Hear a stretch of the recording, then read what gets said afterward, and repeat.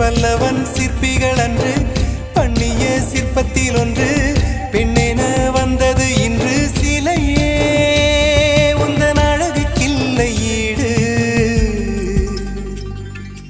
என்ன விலை அழகே சொன்ன விலைக்கு வாங்க வருவேன் விலை உயிர் என்றாலும் தருவேன் இந்த அழகை கண்டு வியந்து போகிறேன்